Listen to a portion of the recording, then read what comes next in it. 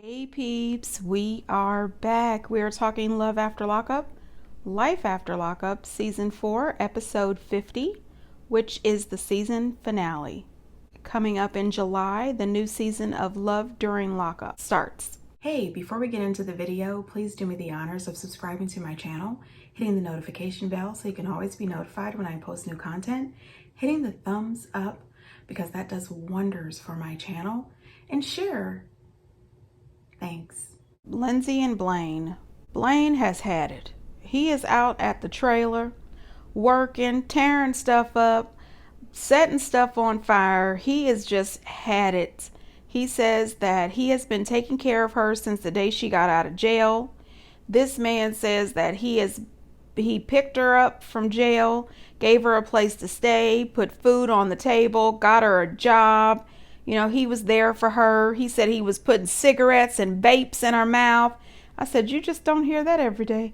Anyway, everything that he said seemed to be true, considering the last couple of seasons that we've seen them on the show.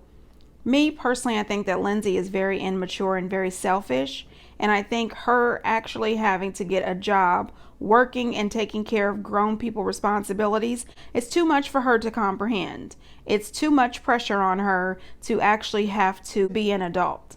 I am really happy that this is the end of the season because this storyline has gotten really out of hand. And you know, WeTV, you don't have to bring them back. She calls him and says that she wants to have a conversation. He says okay, so he jumps in the car to go see her. And he gets a call from his attorney who thanks him for being, up on paying all of his fines and paying back his restitution, and says he's working hard to get his ankle monitor removed. All he needs is an additional $3,000. I said, that is the shadiest sounding call I've ever seen. What is this additional $3,000 for? Is it for your legal fees, or are you padding somebody's pockets? I'm just saying, it was just a little weird to me. So as soon as he gets to the house, Lindsay says, well, what have you been doing? He lets her know that he's been working over at the trailer, and she says, oh, well, it looks like you've just been doing nothing. Just because you clocked in down at the clinic does not mean that you have done more work or that your work is better than his work. The point is the guy has been there for you. He has been taking care of you. He bought that raggedy trailer and he is trying to fix it up so that you guys can turn it into your home. She is angry with him because he has used all of his savings and the money that he had to pay back his restitution and to pay his fines. Everything came up to about $20,000 and she's upset by that. So now that he told her there's an additional $3,000 and he could use that money to get his ankle monitor off, she's completely upset about it. My thing is, I don't think she wanted him to pay for his restitution or all of his court fees because she wanted him to use every dime of his money on her. If he was paying for everything, she wouldn't have to work and she could lay back and act like a pampered princess. No, ma'am, take your ass to work. She got upset saying that, he was only thinking about himself. Now, here's the thing. He says to her, and I understand what he's saying by this, if I don't take care of myself, how am I supposed to take care of a family, Lindsay? He is trying to do everything he can to be there for her. He tells her, and I was there for it. He says, I'm not some pretty little thing in jail that can call up some guy and sweet talk some man into giving him money. He says, I don't have a pretty little puss that I can use to get money out of a man. Speaking facts. Blaine said, you want to try to talk down to me and treat me like shit, I'm going to tell you what the truth is. She makes a comment to him. Now you want to pay your $3,000 fees. Why can't you just forget it and take care of some of the bills around here? Girl, listen. I don't know why he's with her. He absolutely should leave her. This girl has never grown up. She doesn't want to grow up. She doesn't want to do anything on her own. She just wants this man to take care of her. He has every right to use his money the way he wants to use it. And he's using it for the right thing. Pay your restitution, pay your fines, get your ankle monitor off so that you can go about your everyday life and get a second job or a part-time job. Don't listen to Lindsay. You need to get rid of her. In the end, they hug it out and she says she's sorry. She doesn't know how to do relationships. She doesn't understand. It took him to break down crying and carrying on about her mistreating him and her running off, leaving him. And you know what? It just seemed a little scripted. WeTV, I appreciate the effort, but we're done. We're done. We do not need Blaine and Lindsay back. No, thank you. We don't want Lindsay back with Tyrone up the street. We don't want Lindsay back, period. We're good. Amber and Puppy. Well, crap. It's weird. It always is. TC comes home and Amber, Puppy, and Queen are there, and he says, oh shit, the whole crew is up in the crib. What the hell does that mean, buddy? They are not allowed at your nasty house? That house is gross and disgusting. I would wonder if I needed a tetanus shot. I would never feel comfortable in that home. I'm just saying. She explains to him that she came home and the house was completely disgusting. She's tired of living this way. She's reiterating everything that we have seen them talk about this entire season. He was not there for her. He didn't support her. He didn't hug her. He's tired of her drinking. He says he's unattracted to her. You know, they go through this whole thing. One thing that I appreciated is she told him that she was over the bullshit. She wasn't living like this. She was not going to continue to have this same argument and fight. She wanted these utilities out of her name, and she wanted that truck out of her name, or she was taking that truck. Now listen, the whole time she's talking to him, he's yawning and acting like he don't give two shits. His face looks as if he is saying, get your shit and get the hell out real quick. Hurry up and get the hell out of here. He had no action, no emotion until she brought up the truck. As soon as she brought up getting that truck out of her name, or she was taking that truck, all of a sudden, you're not taking that truck. He woke the hell up then. He tried to get all rowdy about it, and she walked up on his ass. I said, listen, she is not the one, okay? She will hit you. Back up, buddy. She tells him he's got a week to get that truck out of her name, or she will come over like a thief in the night and steal that damn truck. Next thing you know, he agrees it's over. It's done. And she runs out. I need a minute. I need a minute. Oh my God, I need a minute. You know, the tears start to come in and carrying on. So her and Puppy and Queen run outside. They're talking it over, and Queen is ready to whoop his ass. You know, Queen is always down. That's my kind of friend. I'm serious. Anyway, he's talking to production. The next thing you know, he's crying. He's breaking down, talking about how he doesn't know how to deal with his emotions. He doesn't know how to talk about things like this. He's never had anything like this happen to him. He's not a good person. He's not a people person. He doesn't express his feelings properly. Listen, I get it. Everyone grieves differently. Everyone handles their feelings differently. We are human beings, and we all function in our own way. We can't all decide to wear our emotions on our sleeves, because if we did, it would be a whole lot of shit going down all the time. However, he could have still been supportive of her. You're not able to voice your emotions the same way as Amber, but you are a human being, and you know when someone needs love, when someone needs a hug, someone needs an ear, someone needs you to just hold them for a few minutes. You know that, and you could have done that with her. What I appreciated about this is when she got herself calmed down, she came back in, they were able to have the discussion, and he told her, you know, he was sorry. He knows what he did was wrong, but he didn't know how to help her. He didn't know how to express himself. And you know what? She hugged it out with him. They cried together, and she told him we can still be friends. And that is something that I can appreciate, because for a minute there, I said, oh gosh, don't take him back. Don't take him back. Because, you know, sometimes people will just cry and throw a fit, and then all of a sudden you'll take them back. I said, don't take this man back. I'm glad that she did go ahead and leave. You know, she's back living with Puppy and Queen. Puppy still does not have a job. She is selling all of her merchandise, I guess, and using her WeTV checks to pay the rent. One thing I think that Amber does need to remember, even if TC wasn't there supporting her the way that he should have been, she still has a drinking problem, and she still needs to face that. I think that her and Puppy definitely need to get into some therapy. They need some help. And WeTV, this is another couple you don't have to bring back. If we need an update, you can do a Where Are They Now episode. My thing about them is, if TC was living on his own when he met Amber, why in the hell does she have to move in, put all the utilities in her name, and co-sign and help him put a down payment on his truck. Something just isn't right with this. He clearly wasn't a stable person from the beginning. I would never do that. Sean and Sarah. Oh gosh, so Sarah's getting ready to get her boobies done, and Sean is feeling some kind of way about it. And I would feel some kind of way about it too if I was Sean. You know, she started the conversation that she was getting her boobs done for her self-esteem. You know, she's always wanted big boobs and she's feeling a little insecure. But all of this happened around the same time that Anthony was coming back around. I think that this has a lot to do with Anthony. You know, it may have something to do with the fact that she's always wanted big boobs, but I still think this has a lot to do with Anthony. Now, Sean has an attitude. They've got to drop the baby off at her mom's house while Sarah goes to have surgery. He says, "I'm not going in." This dude acted like the biggest baby I have ever seen in my life.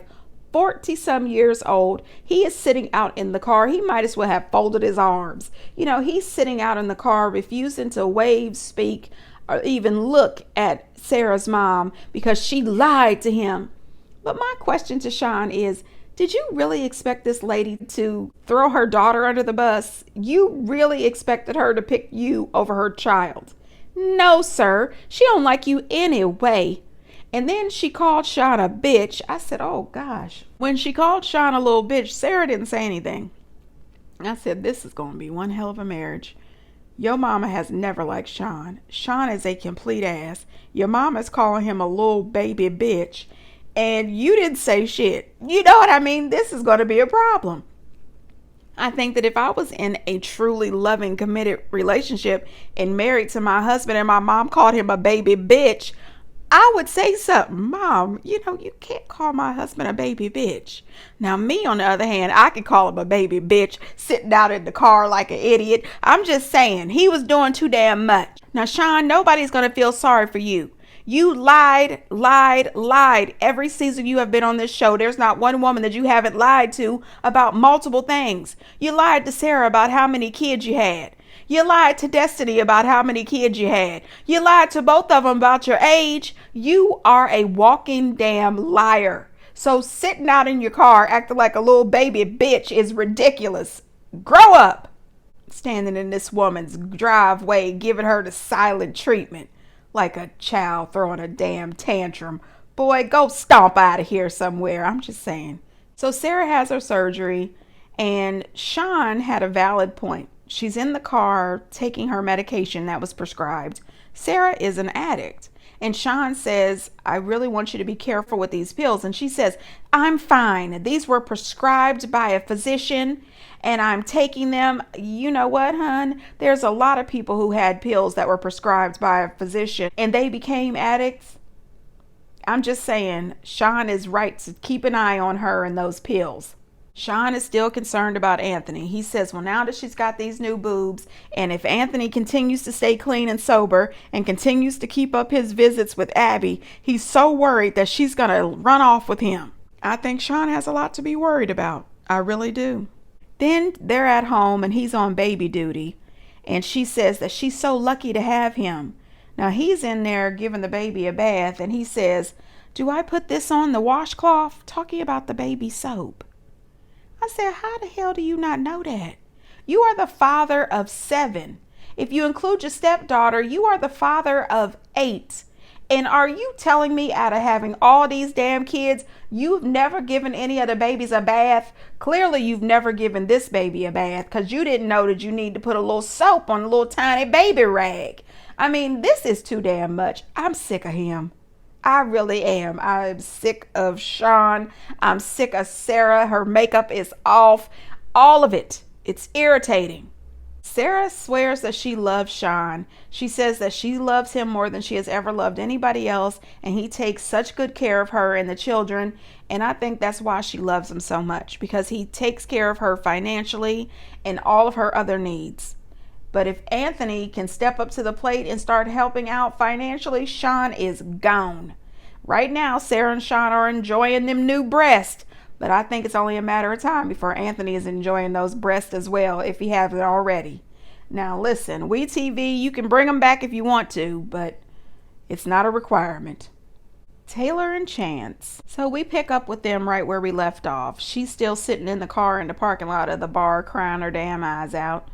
Then we see Chance over his friend's Zach's house.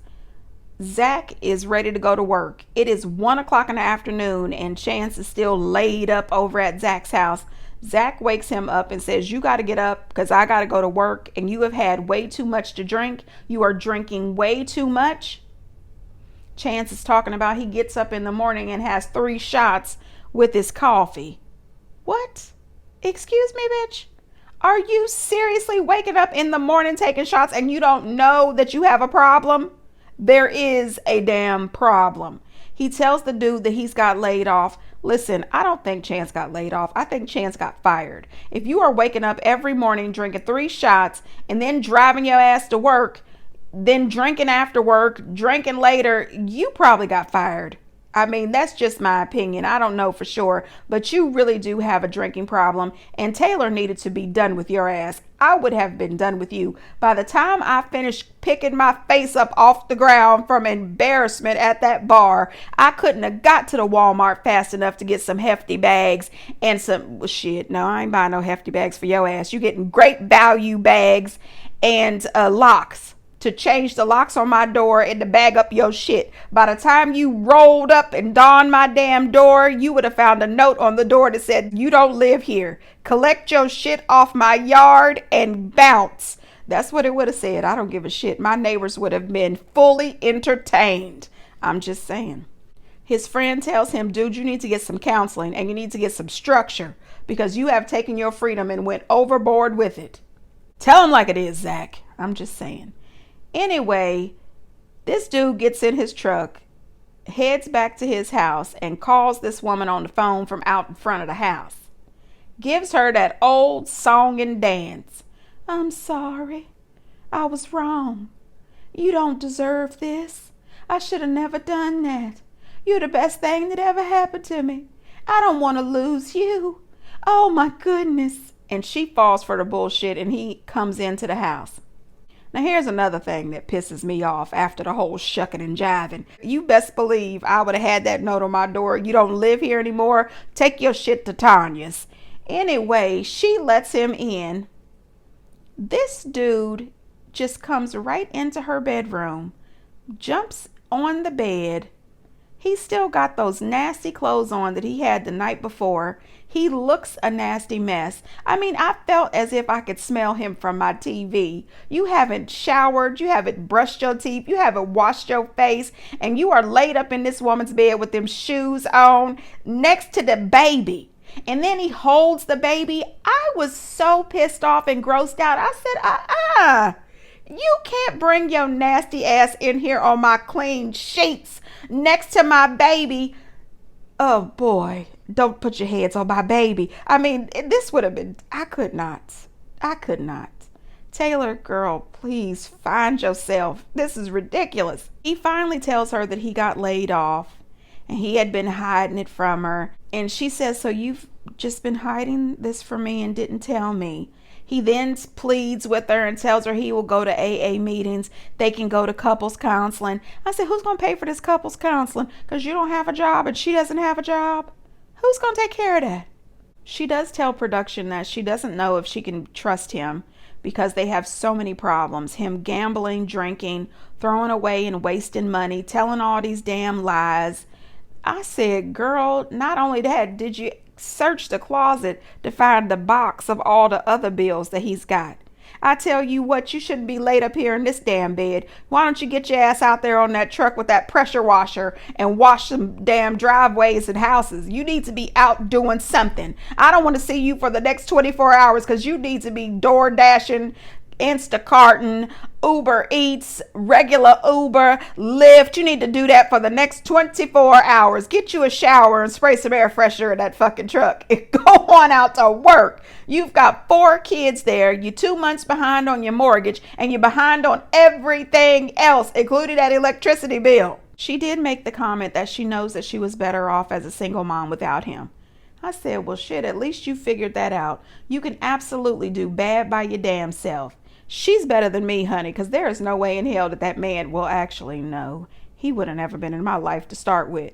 But after that presentation that he put on down at the bar, oh, hell no. That man would have been out of my life. And as soon as he got a job, he would have been on child support. Boy, go to hell on. We find out at the end that he got a job and he's doing some home renovations. I said, good God, what is he going to do to the house?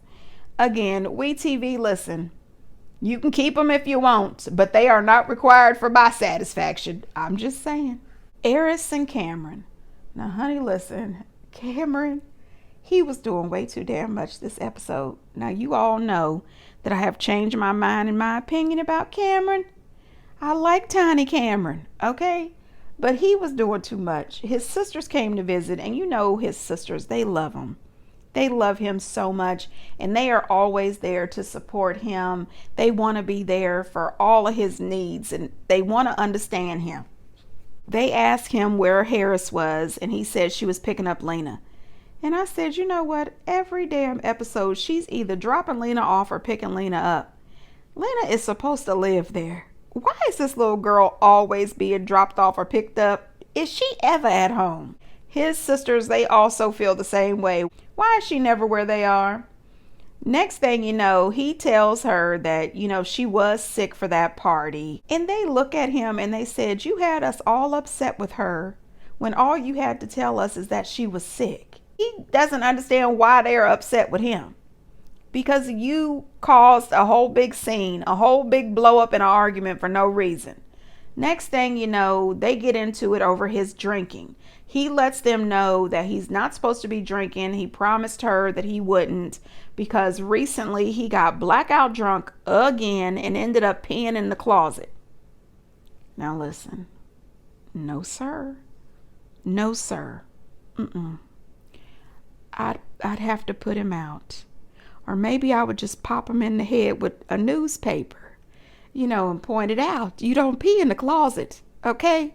And you don't get blackout drunk, you big jackass. You're a grown married man, okay? The woman has already told you if you want to have one or two drinks, fine, but don't get ridiculous. Anyway, his sisters try to explain to him that you're a husband, you're a father. You can't be getting blackout drunk. That shit's not cute. And he's jumping up and down and screaming and hollering that he knows and he could do this and he could do that and y'all in his house. And his sister said, why do you keep on reminding us that we're at your house as if we don't have a house? Listen, that's a valid point. Sit on down and shut the hell up. Because didn't Eris have that house when he got there? Anyway, he let them know that he is aware that he's got a drinking problem and that he's doing his best to cut back. He told them that he has been taking some classes for his drinking. He is working full time and he's doing the best he can to cut back. So he had like 1 or 2 shots while they were there. And then when they went out for dinner, he had a Coke instead of an alcoholic beverage, which is great because there was definitely alcohol there. But this man is a mess. All that screaming and hollering and jumping up and down. At one point, his sister said, maybe you should move back home so you can get some adult supervision. And I laughed a little bit. I said, oh my God, he is 34 or 35 years old. Move back home for adult supervision. He's got a wife down here in Florida. He can't just move back home so y'all can watch him 24/7. He's got to continue with his counseling or his classes and, struggle through this. Take it one day at a time. You can do this, Cameron. I think he definitely can. He did tell his sisters that he doesn't like to speak about his drinking problem because he gets embarrassed.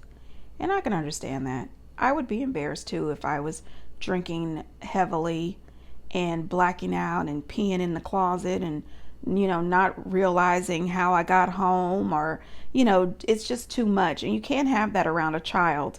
I would absolutely never allow that to be around my son.